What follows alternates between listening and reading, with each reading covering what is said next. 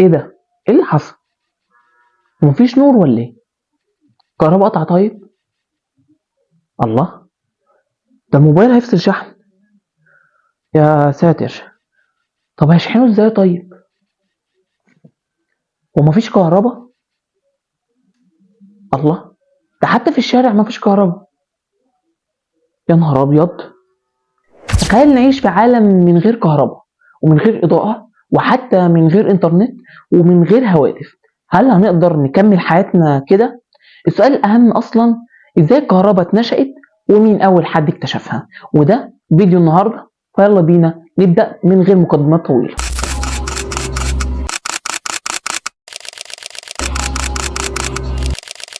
الكهرباء مش حاجة حديثة زي ما احنا مفكرين، ولكن دي موجودة في الطبيعة من آلاف السنين، ولكن البشر كانوا بيفهموها بطريقة بدائية جدا. وأول تسجيل للكهرباء كان عند الإغريق، لما لاحظوا لما بيفركوا حتة كهرمان مع الصوف بينجذب إليه الأجسام الصغيرة زي الورق أو القش أو غيره من الأجسام الصغيرة. عندها الإغريق كانوا مفكرين إن ده سحر، ولكن في الحقيقة ده أول تعريف للكهرباء الساكنة. لحد القرن ال16 ما كانش حد فاهم الكهرباء كويس، لحد ما جه العالم الانجليزي ويليام جيلبرت، وده كان اول راجل يفرق ما بين المغناطيسيه والكهرباء، وعشان كده بنعتبره الاب الروحي للكهرباء. طيب لو عايزين نحكي عن اللحظه اللي العالم كله عرف فيها ان الكهرباء قوه حقيقيه، لازم نتكلم عن بنيامين فرانكلين وتجربه البرق. واللحظة دي كانت نقطة تحول، لأن فرانكلين أثبت وقتها إن البرق ما هو إلا كهرباء طبيعية، ودي كانت بداية فهمنا للكهرباء كظاهرة علمية حقيقية. ولكن لحد هنا ما كانش حد يقدر يستخدم الكهرباء بشكل علمي لحد ما جه عمك فاراداي.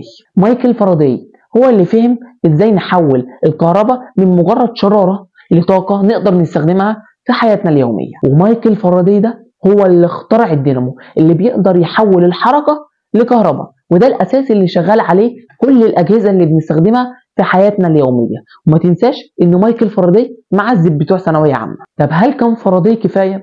لا والله، لحد ما ظهر العالم العبقري اللي غير وجه العالم، نيكولا تسلا، وده اللي اخترع التيار المتردد اللي بنستخدمه في بيوتنا لحد دلوقتي. وطبعا في اختلاف كبير او فرق كبير ما بين التيار المستمر والتيار المتردد. وبلاش اطلع كتاب الفيزياء، عشان لو طلعت كتاب الفيزياء حرفيا مش هنخلص الفيديو النهارده.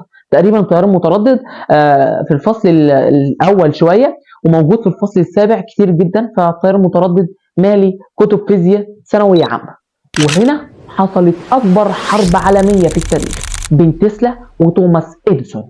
توماس اديسون كان شايف ان التيار المباشر او المستمر دي سي هو الافضل، ولكن نيكولا تسلا كان مقتنع تماما ان التيار المتردد اي سي هو المستقبل. والحرب كانت مشتعلة ما بين الاتنين وعنيفة جدا، لدرجة ان توماس اديسون حاول يشوه سمعة تسلا قدام الناس عشان يثبت ان التيار المتردد خطر، وعلشان يعمل كده جاب التيار المتردد وصعق الحيوانات قدام الناس. طب تتوقع مين اللي كسب الحرب؟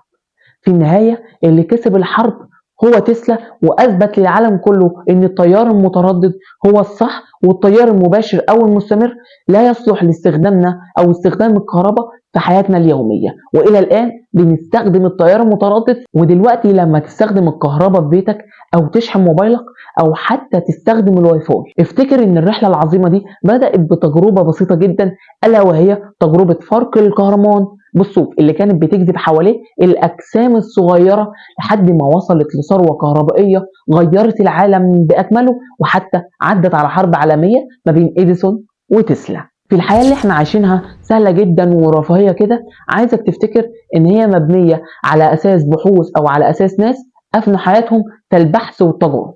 والسؤال هنا، هل احنا بنستغل الكهرباء والتكنولوجيا دي استخدام كويس ولا احنا مجرد مستهلكين؟ ولحد هنا وصلنا لنهاية الحلقة، وعايزك تكتب لي في التعليقات هل ممكن نقدر نعيش في العالم ده بدون كهرباء؟ وهل فعلا انت اتفاجئت بمعلومات في الفيديو ده؟ وما تنساش اللايك والسبسكرايب، وهنكمل حلقات سلسلة أسرار علم.